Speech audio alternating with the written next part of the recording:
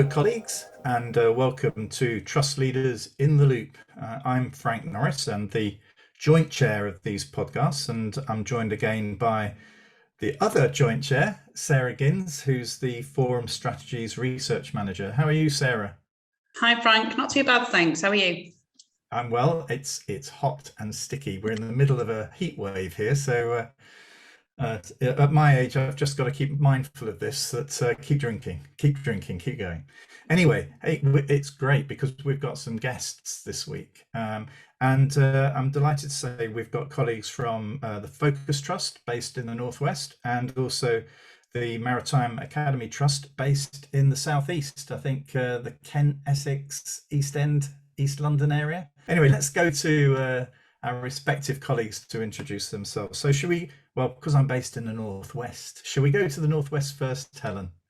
Good afternoon in my Oldham accent. I'm really pleased to be here. I'm Helen Rowland, Chief Executive of Focus Trust, formerly a primary school head teacher, and I started teaching 32 years ago as a reception teacher, and that's me, and I still love to get in there. Yeah, I'm with my colleague Andrew this evening. Hi everyone, Andrew Marlow. I'm the Director of Teaching and Learning at Focus Trust. I worked for Focus Trust previously as a deputy head and an assistant head, but 2 years now I've been working in the central team. Well, there's a good example of career development, isn't there? Growing your own there, Helen. So let's go now to our colleagues in the Southeast. It feels like it's the Eurovision Song Contest or something. But anyway, colleagues, would you like to introduce yourselves? Hello, and we give 4 points to Focus Trust. Sorry, 10. Sorry. Yeah, 4 was a bit low. I'm insulted. Yeah, sorry. I'm Nick Osborne. I'm CEO and sort of founding chief executive of Maritime. So this is our 6th year, and we're a primary trust. And listening to Frank, who said he has to remind himself to keep drinking. Sometimes doing this job, I have to remind myself to not drink. Very good. Hi there. I'm Matthew Bulpitt. I'm the Deputy CEO of Maritime Academy Trust. I joined in September. Prior to that, I was executive head in the Southwark Diocese in Southeast London.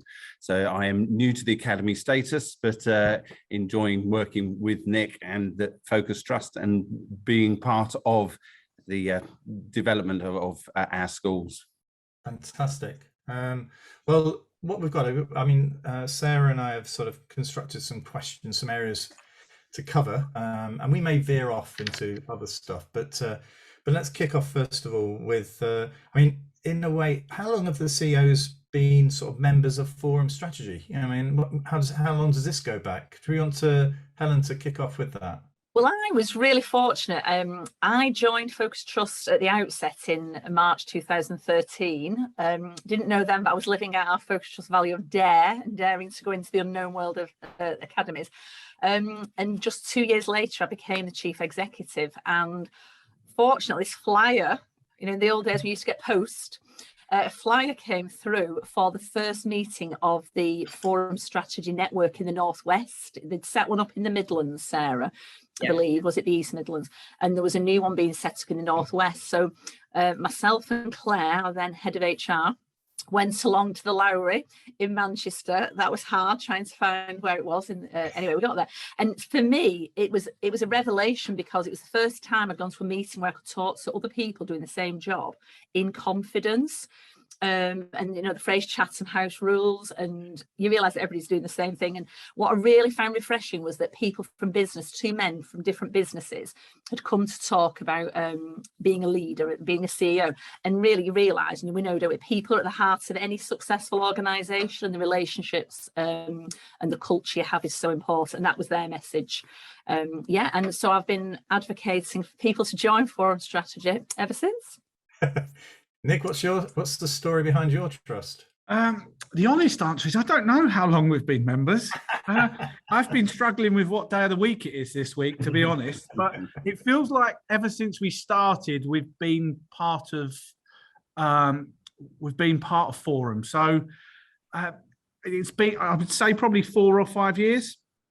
And for me, the biggie for me is pre being an academy, you sort of just focused in your own local authority. And what was great for me, going to the sort of first network meetings, was meeting people from other parts of the country doing the same job.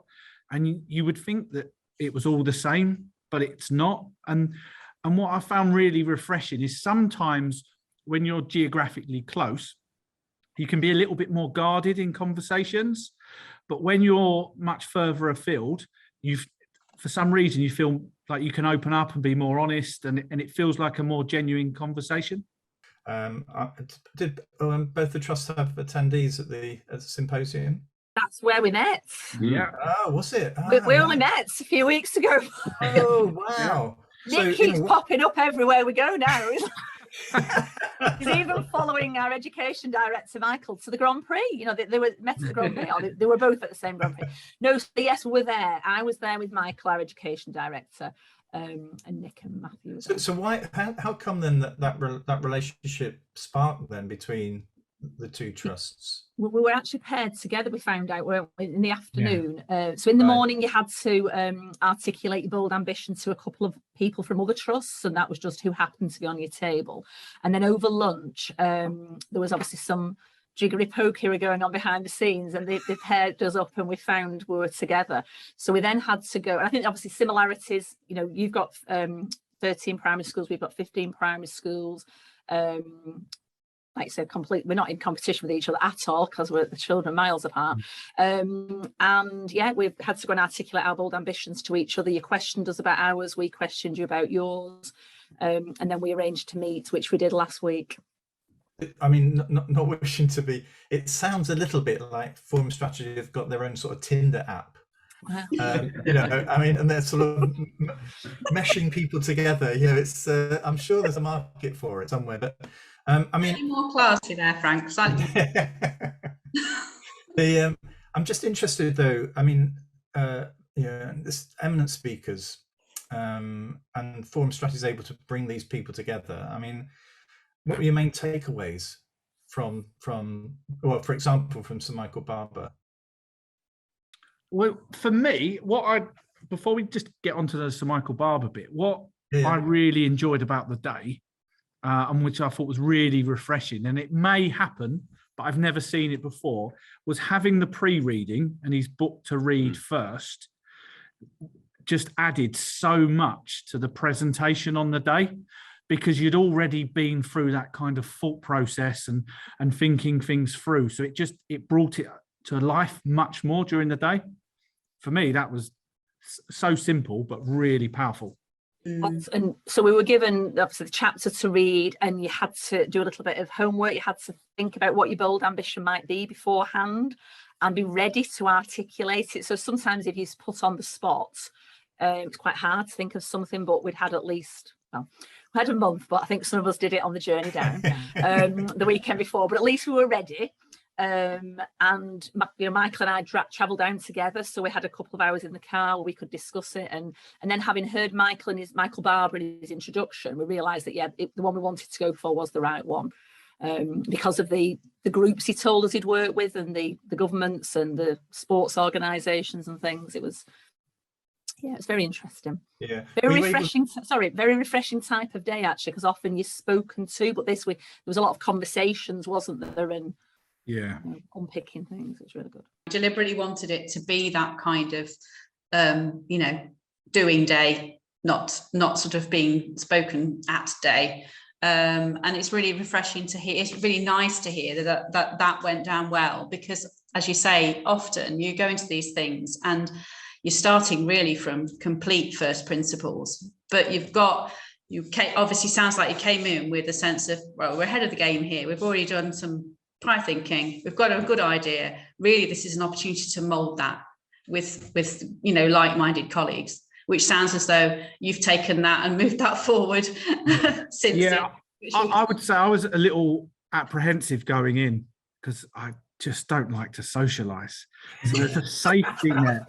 There's a safety net just sitting there and listening. There's a level of honesty in this podcast. And it's like, oh great, we're going to go to this table, but Helen is just so full of life and just sort of blast you. So you can't, it's so infectious that you can't not get involved in the conversation. So it was lucky where we got sat, that's for sure. So where have you taken it now then? I mean, in terms of what have you done and what plans have you got already lined up? So was that it was late June, Sarah, you'll remember, I Yes. think. Yeah, Oh, so early Yeah. June. so whenever all right, so sorry, the last few weeks are blurred. So we agreed that we'd go away and do something in our own organisations, but then we said we need to meet. So we came up with a date, didn't we?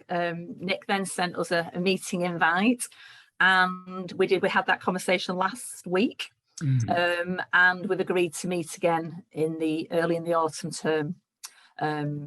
Yeah, but obviously when we came back, Michael and I were very excited. Andrew is incredibly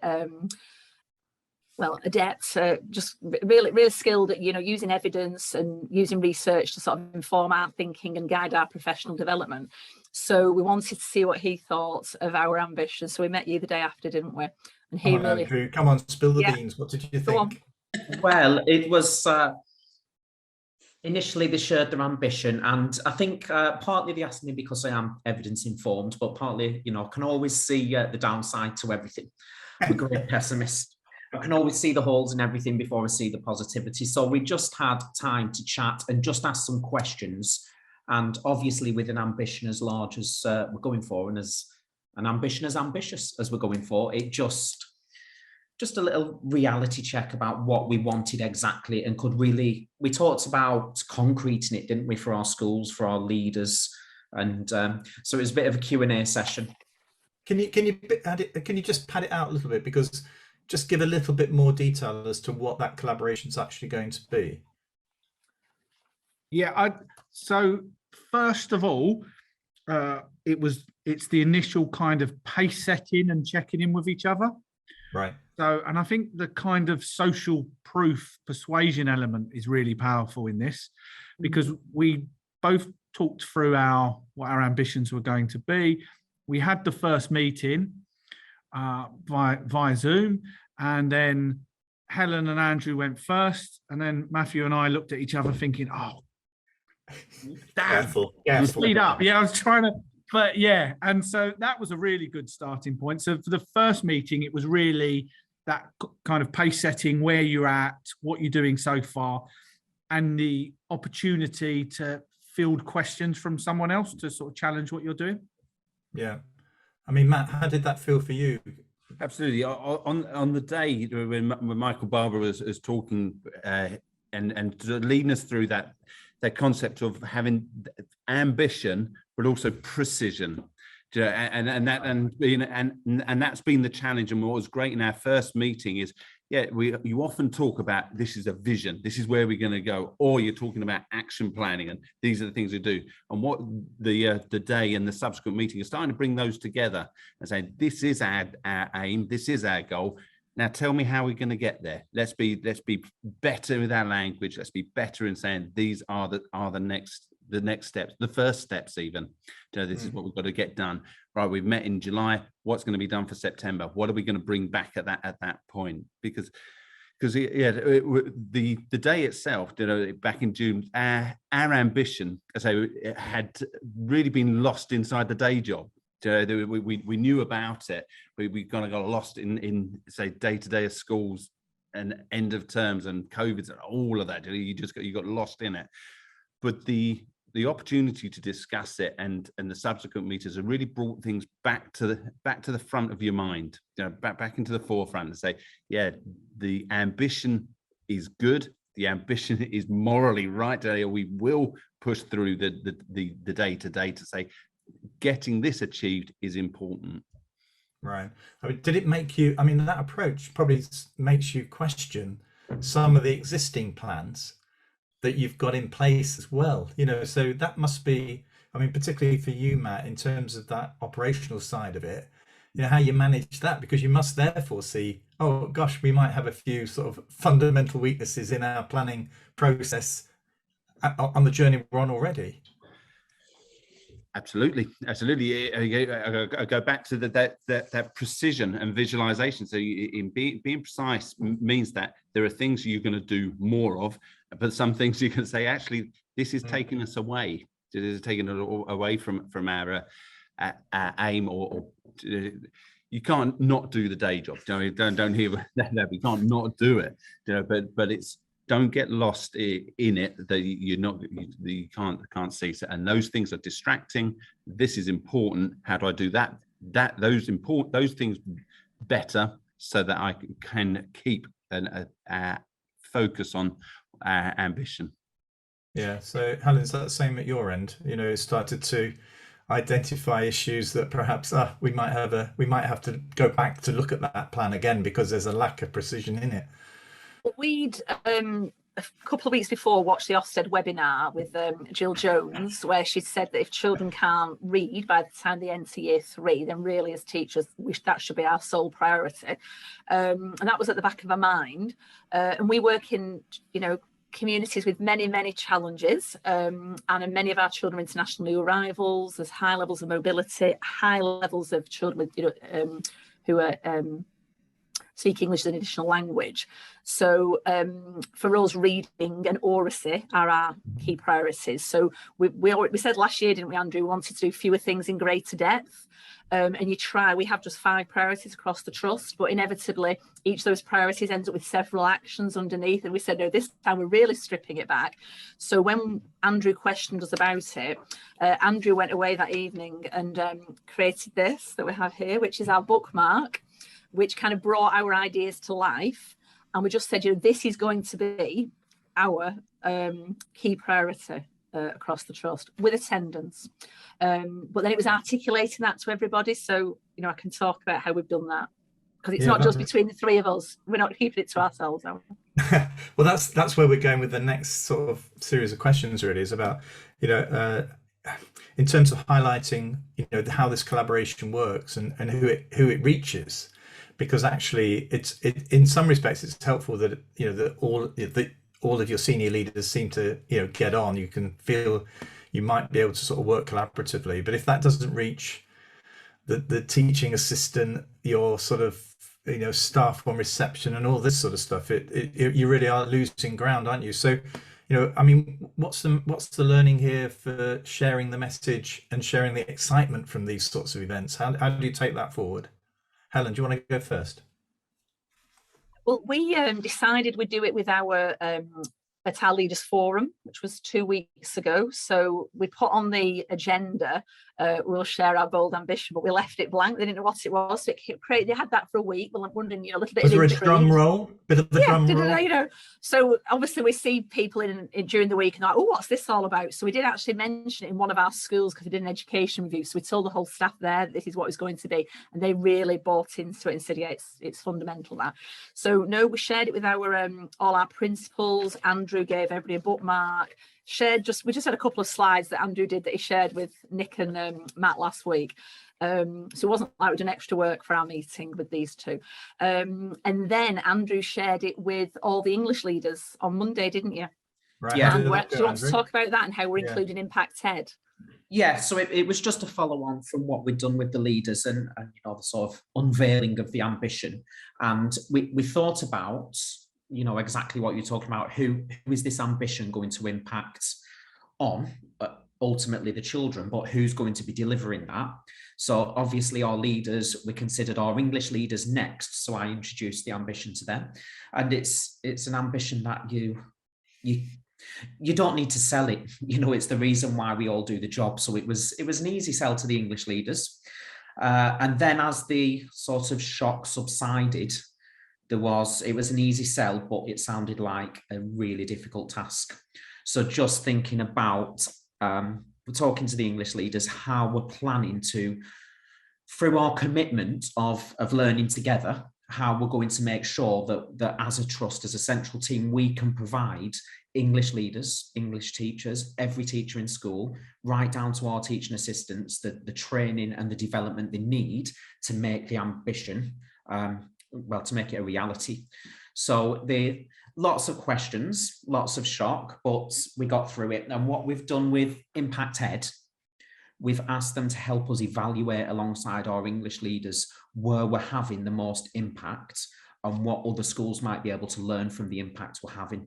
So we've got a couple of case study schools and lots of English teachers, English leaders, sorry, asking questions about attendance and international new arrivals, as Helen mentioned, SEND. So looking at possible research projects that we can then share with all of our schools. So I think I'd say 100% buy-in, I'd say. Don't know if that's a bit daring and brave, but it feels 100% buy-in currently. It feels like that, doesn't it? In our appraisal, everybody in our trust has one appraisal objective, which is be great at my job, which ties in with our vision of great schools, the heart of our communities. So I can see for these English leaders, they're saying that that's what they want, that this is going to be their appraisal objective, and it's then what they bring to it and what their measures of success are. Individually should be different for different leaders. What about you, Nick? How have you taken this forward? So our ambition is to set up a Saturday school for children across the trust. To address the disadvantage gap that way, so that they've got the experiences that traditionally more middle-class families might be able to experience, and then we'll sneak in a bit of reading and writing as well during the so that's our plan, and so we'd set it up, and the structure that we were doing across the trust was it was going to be led by Matthew in the central team, and we would have some head teachers from across our trust that were going to be part of the working group focusing on this. So that was going to be our model going forward for setting it up. But what we found really useful was the questions that we had on the day back at the symposium. It was annoying. It was great, but it was annoying because it created a whole new load of questions and things that we hadn't thought about. So, which was great. But you say that now, Nick. You say that now. At the time on the car home, God, Helen's ears must have been burning. And he asked us this. No, but it was great because there was more things to do. And then I think just from the general, the first online session that we had together, and they shared their bookmark of, and it was just, and I sort of, you then start following each other on Twitter, and what we took. So it wasn't part of the plan of working together, but as they're trying to solve their problem, there are bits that they're using as the solution that we're thinking, oh, we'll do this actually. Right. And we're not going to stop at the head teachers now. Actually, we're going to be taking the group wider to teachers and support staff in the schools for their contributions. And actually, little things like, how can we keep this message high profiles? So seeing Helen's bookmark got us thinking about, could we use a bookmark? Are there other models that when people are doing their daily job and are busy, they still keep seeing the message? So it's the kind of the additional stuff that you're not expecting to have in the meeting, which Matthew and I found really useful. It's like a communication strategy, this, isn't it? Yeah. In effect, it is a communication strategy. I mean, I think that I'm interested that whether as the relationship has developed, this collaboration, I know it's at its relatively early stages, but do you think there are the dynamics of the relationship between you all is central to that? And absolutely, yeah. Yeah. I mean, twice now our trust has done peer review with other trusts, and fundamentally relationships at the heart of that. So one was more positive than the other because we got to know each other a little bit better, and the second time because we knew more about each other before we went in doing the review. So you can't just go and do a review cold. But I think we've just get on, and it's I don't know, it's really good anyway. So yeah, we're all being very honest with each other. There's other things we're discussing. We've got some other issues in common that we've discovered. So I know we'll help each other through that. And yeah, just like you say, sharing different bits. We've also realised that we need to include our attendance leaders, so not just our because I haven't articulated what our ambition is yet, Frank. We're keeping you guessing. Well, I'm trying to drag it out of you. Yeah, it's a secret. It's when the other staff going to find out what the big reveal is? No, it's hashtag ECR7. Every child a reader by the age of 7, because unfortunately we have a significant percentage of children who do not meet the expected standard in reading at the age of 7. We also have a significant percentage by the age of 11. So it's a challenge for us. But we just said by 2025, every single child in in year 2 will be there, and we'll find ways to make sure the children who've got SEND they'll be taught in a different way. We'll repeat the teaching, we'll just do all sorts, and it will just be a very, very small minority of children who've got access to completely different curriculum because of our inclusive schools that may not get there, but we're ambitious. So yeah, I think just us getting on and we're not afraid to challenge each other already, are we? Ask awkward questions and so why are you doing that, Do you so think there's a peer review might work then now between your two trusts, bearing in mind that because peer reviews have tended to happen more regionally based, I think.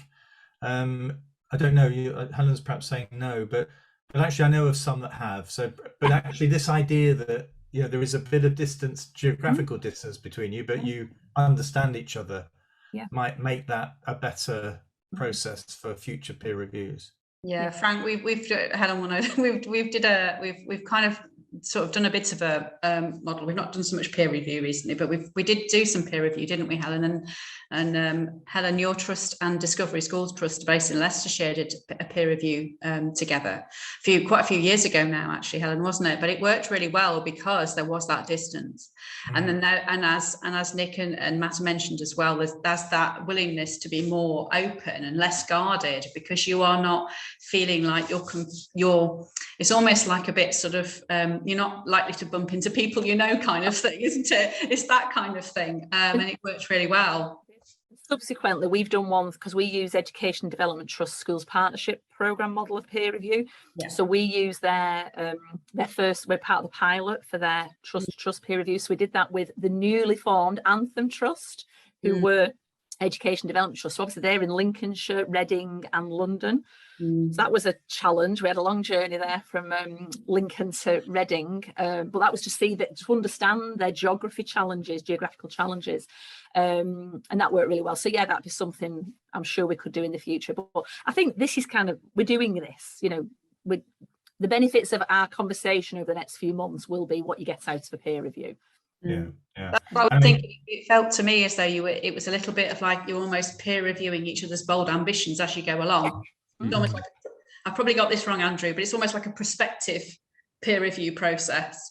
I'm not sure whether prospective is the right word, but that kind of, you're looking forward rather than retrospectively looking back at something that's happened already. So that's what it feels like when you're talking about it. So it's really going to be really exciting to see how it develops. Now, I can see us including other people. I would like to bring an English leader, Andrew, to another one of our conversations in September, Nick, and say, right, what do you think? Because we're relying on them, the principals and the English leaders, to make sure that all our colleagues in school understand that. So this week we do a half-termly newsletter to all colleagues across the trust and governors. So we've articulated that on there. So that's gone to all 1,000 people. We're having annual roundtables in all our schools. We're articulating it there. We're saying, so make sure the governors know. And like I say, it's communication strategy, isn't it, Frank? It's just keep reminding people. And like Andrew said, learning from best practice in our schools. So our English leaders are in a really strong network, aren't they? And not afraid to ask questions of each other and share ideas. The nice thing about the Helen, you've been able to articulate very clearly within that sort of, if we call it a pillar of literacy, what your ambition is. Slightly more difficult for Nick, though, isn't it, with a Saturday experience? So in a way, gents, what do you think is your ambition in terms of an outcome? A well-established Saturday experience that offers it. But I mean, how broad and how wide is this going? The hands are up saying, well, we'll see how it rolls. Yes, I think there's probably there's a year one ambition, then a year two, and then a year three, because the first ambition is to get it off and running and actually getting children there, and getting children there without any dramas, or who's being picked or who gets to go or if anyone turns up, and then once that's established, then it's around making the best use of that precious time and really enhancing the offer and making sure that's really, really strong. And then I suppose your step after that would then be around that starting to feed into academic success in school, or or sort of their behaviours and their personalities in school. Can you ever? Sorry, go on. Go on. Yeah, absolutely. It's as you say, it's what will it look like after year 1, after year 3, 5, and 10? Because as you say, as you need successes. So if you're going to expand curriculum, let's get that success going and look at if you've enlarged the curriculum. You say, then is there tutoring involved? Can you bring that in? When you start getting further, are you getting more family engagement in there? Are you breaking a cycle within your community to say, this is our school physically, that's the center of the community, but it's an opportunity to provide wider services, which all ultimately start feeding back into the children and bringing into the 9 to 3 section of their lives. But so it's where are your successes? Can we expand curriculum first? Can we expand tutoring first? Which bits is who are the partners who are going to work with you to be able to start offering something? And once you've got that relationship going, it starts to evolve from there. But you got so that unlike Michael Barber, the way he's saying, that's too wishy-washy. So now you've got to say, so therefore, what's the precision? Because you could talk to me I'll be talking to Helen in 6 months' time and say, so where are you? And I was like, well, I've got a 1 year, 3 year, and a 5 year, and I'm somewhere in there, and we've got to be precise in it. And that's where this relationship is good, because you've got it in your mind. I've got someone else. Can't just say to Nick, say, look, we're not getting anywhere at the moment, Nick, but I'm on it, mate. I'm on it, but you don't want to really do that when Helen and Andrew next on the screen, and you say, do you know what? I'm trying as hard as I can, but look, it'll be all right in the end, honest. Well, I think what we learned from Michael was that we don't wait until we've got a fully thrashed out plan. You get going, because otherwise you never, so it's like make small steps, and as long as you've got that ambition at the forefront of your mind, just make a start. It's very clear message that you don't know everything when you get started. And that's okay, and to accept that I can't remember how Maggie phrased it, but she had a phrase about sort of accepting the uncertainty and going with it. And we've used the meetings to pace it, so we know by the next meeting early in autumn we've got to go with some slides on what our milestones are over the weekly kind of milestones to make sure it happens. And I think what I'm really looking forward to getting from the Focus Trust is we're going to get caught up in this bubble, and we're going to be bouncing ideas back and forward, but actually someone that's not part of that and don't have the emotional intelligence to challenge you on it, or is that really a good idea? Well, have you thought about X, Y, and Z? And sometimes you don't always get that with hierarchies in organizations, so having these fresh eyes will be brilliant for us. Yeah. I mean, I'm interested in how this relationship might develop. Is this a great reveal now that actually one of the CEOs has got an idea about the next phase of the development, or is it we're just going to run with it and see where it ends up? We don't know, do we? We don't know. No, but I think, considering we all only met a few weeks ago, there's a lot that we've already been doing, communicating within other ways. So it's great. I mean, obviously, I know Anthem Trust down south, but it's good to have contact down south. And we've got very similar challenges, haven't we? Yeah. So we can just help each other. The CEO role, and obviously, I mean, Michael can't be here this evening, but similarities between Nick and Michael's role, and then if you've got somebody like doing Andrew's role, they can share experiences as well, can't they? And I just think the more it'll evolve. There'll be lots more to talk about later in the autumn. So we've got the CEO conference coming up in September. I mean, are there any particular issues that you're looking forward to, to developing through that conference opportunity? For me, I always like when there are speakers who aren't from the education field. So you see the challenges that other organisations face.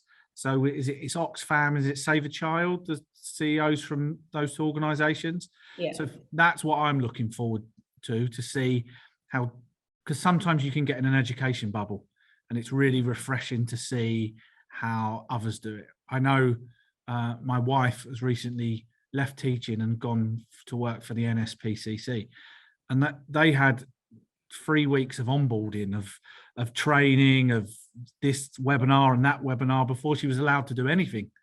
And they work at a very different pace. So it's seeing how others do it, for me, is what I'm looking forward to at that event. Yeah. Forum Strategy colleagues, I'm really pleased. I've always been a fan, and I've had to I don't know the word, persuade some people, because CST have really become an enormous organisation, and people kept saying, well, what's the point in forum strategy? And I said, no, you need to please come on, because it's very different. You've got different roles. And I think the symposium really brought that home to me, that it's just completely different than CST.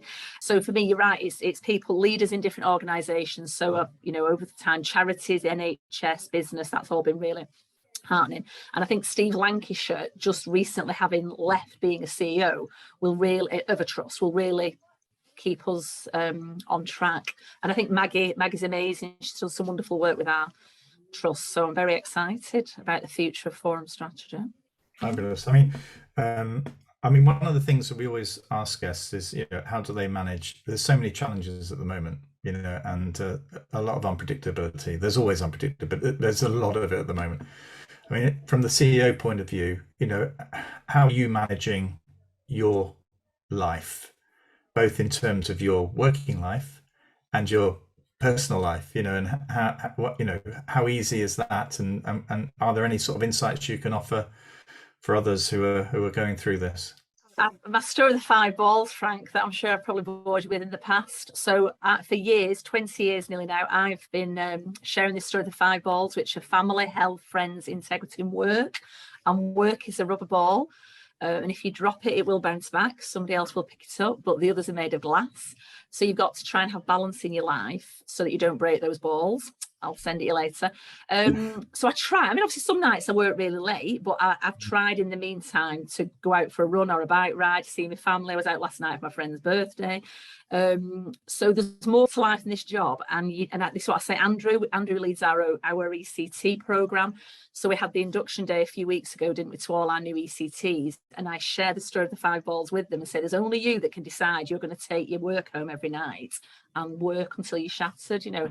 And for me, and I said it to somebody today, my to-do list is ridiculously long, but to me, it's more important that my to-be list is the important thing. I mean, what kind of person am I being, and what shadow do I cast to everybody that I'm around? And my list will just, if it's urgent, people will ring me up. And but I just think you've got to lead by example and try and have a life beyond work. And we've got some real challenges in Focus Trust at the moment. And, you know, next week, lots will be revealed, but no, that's what's important, how, you know, and making time for family and friends, because that's what you want to be remembered by when I pass on. Yes, I do want to be remembered for being CEO of Focus Trust, but I want to be remembered for being a good, you know, wife, friend, mum, daughter, all the rest of it. That's a fabulous answer, isn't it, Nick? Beat that. Yeah, thanks, Helen. Cheers. Top that one. Right, so I haven't got any. No, I nearly just said I haven't got any balls. Sorry, I haven't got a. I've gone now. 3 areas for me. Here we go. 3 areas for me. One that helps me professionally is having a coach. So once a month I speak with a coach, and she forces me to think about successes. And normally I will say that, you know, if it's a particularly tough time, if my family don't know, I consider that a success. So I would say coaching has been really beneficial professionally. I would say networks, but not just in networks with like-minded people. So I think the reason that our partnership has started off so well is because there was a humility and a down-to-earthness in the early meetings.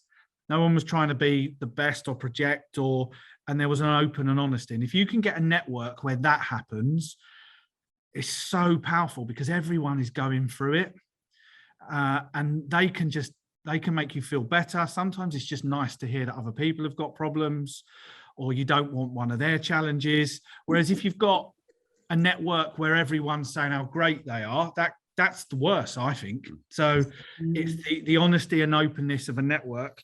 And the third one would be, for me, that really helps me, is having a group of friends that do not give a monkeys about teaching or learning or schools. So when something's going wrong, you think the whole world knows, or the whole world's focused on this, and they do not care. And that, I think, is really important as well. Oh, thank you very much. I apologise for not having any. Can I just add one, because I totally agree with what you're saying. And no, Helen, because you said you had 5 pillars or whatever they were. 5 balls. I've just put it in the chat. 5 balls. 5 balls. Right. But no, one of the best things for me this year, because it's been a really challenging year for us in Focus Trust, is I'm doing CEO Action Learning with Lead Without Limits, Catherine Powell. So that is 6 women. We're a force to be reckoned with. And I called the WhatsApp group Proud to be Northern. We're all from the north, but we're all in completely different parts of the north. And honestly, we can just be really honest with each other. And Catherine facilitates sessions for us. That's really helped me. But we don't just wait for sessions. It's a very active WhatsApp group. So whatever's going on in their trust or their personal lives, we can share. So again, it surprises me that I'm as keen on that, because it is work related, but we support each other emotionally and socially as well. Fabulous. It's, I mean, 45 minutes has just gone in a flash, hasn't it? So can I think, Sarah, this has been one of the more livelier of chats that we've had. We've ventured down some avenues that we haven't gone before, but I think it's been a great chat, and thank you very much for giving up your time at the end of a busy day and a very hot, warm day as well. So it's just for me to wrap it all up, and I think we've got another. I don't know if you want to give one final plug to the conference, Sarah. Yes, if that's okay, Frank. Yeah, it's Thursday, 22nd of September, and it's at Trent Vineyard in Nottingham again, which is where we had last year's conference, and obviously the symposium on the 8th of June for colleagues who came along to that. So we're really excited for that. It's not that far away anymore. Yeah, we're looking forward to that, and hoping as many colleagues from across the network, CEO network, can join us for that. But just for me as well, just to say thanks to Helen and Andrew and Nick and Matt for their time today, because it's been a fascinating conversation, and we'll be watching with great interest to how this develops. But I think it's been absolutely brilliant. Like Frank says, a really lively discussion, and hopefully really helpful for colleagues across the network and across the wider forum membership as well, to hear how this is sort of blossoming into a really great project between the two of you. So 2 trusts, and yeah, thanks again for your time. Been great to see you all. You're welcome. All right. Thank you. Thanks everybody. Take care.